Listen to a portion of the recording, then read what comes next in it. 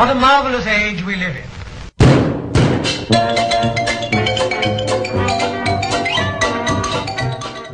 Mass culture was first introduced during the Roaring '20s and united Americans in action and in thought. The 1920s was a period of prosperity due to the automobile and consumerism. This prosperity allowed for leisure time and emphasis on improvements in entertainment.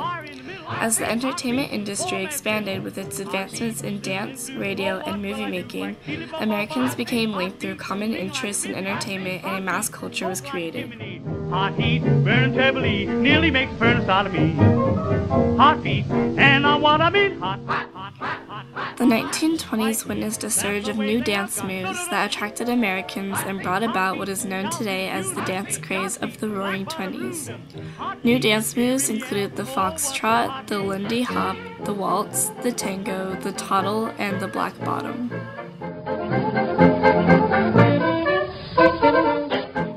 The most famous dance move of them was the Charleston, which captured the wild nature of jazz.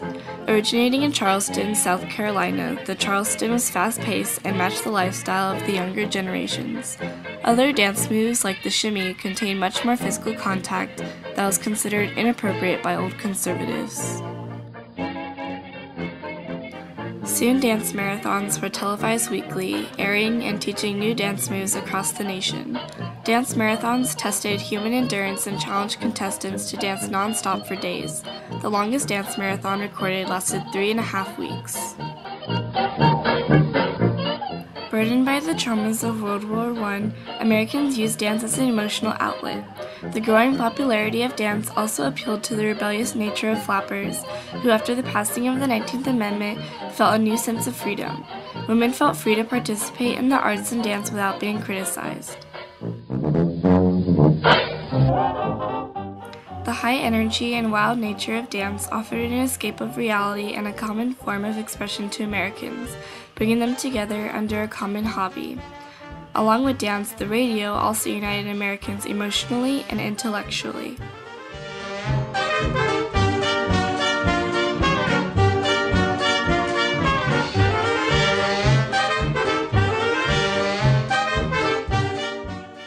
The radio was revolutionary in communication and entertainment during the Roaring 1920s. It allowed for national communication that was much more efficient than newspapers, which was the former medium. The radio was priced as low as $65. At the end of 1922, 3 million Americans owned radios and could listen to 508 stations. Cheap prices and increased consumerism and leisure time led to a huge surge in radio popularity and innovative radio broadcasting in the 1920s. The first licensed radio station was KDKA in Pittsburgh, Pennsylvania, which broadcasted the 1920 presidential election result. Live broadcasts instantly connected Americans with nationwide events, including orchestra performances, soloist concerts, sports events, and politician speeches. It is now apparent that the Republican ticket of Harding and Coolidge is running well ahead of Cox and Roosevelt. At the present time, Harding has collected more than 16 million votes against some 9 million for the Democrats. The radio became a staple in working class and middle class homes alike.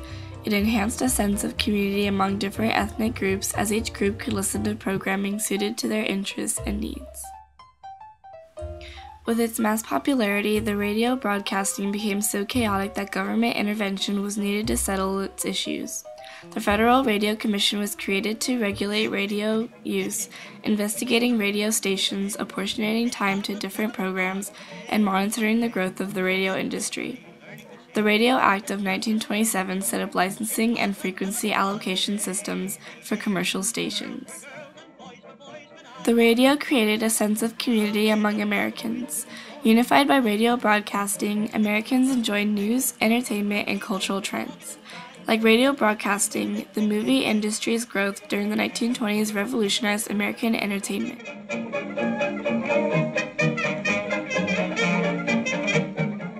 With its affordability and availability, the movies became a popular medium of entertainment for the masses.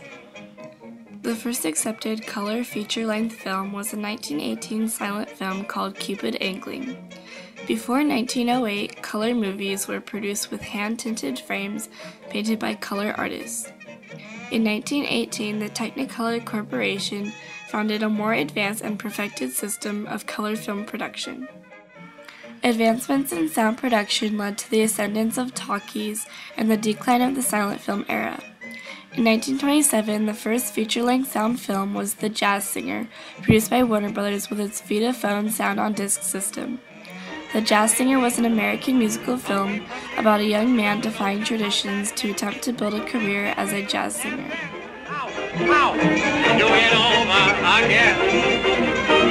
Watch for the mail. I'll never fail.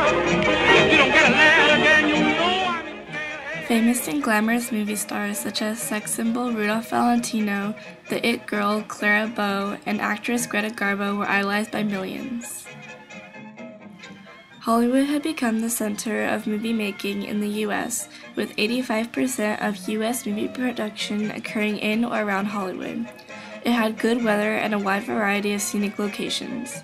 In the 1920s, the Hollywood glamour of the movies influenced the lowered moral standards of the time.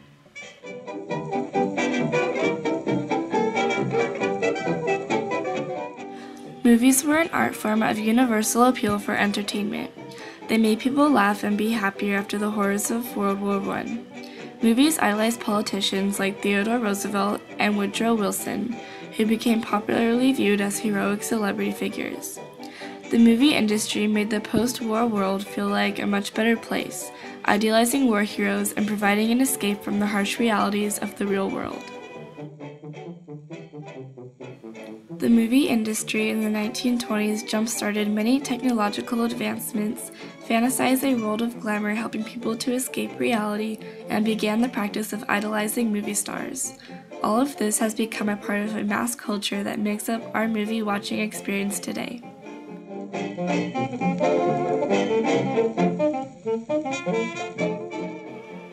Through dance, radio, and movies, Americans found themselves caught up in the same activities and being informed of the same events. New forms of entertainment captured the attention and time of Americans, pulling them together to create a mass culture.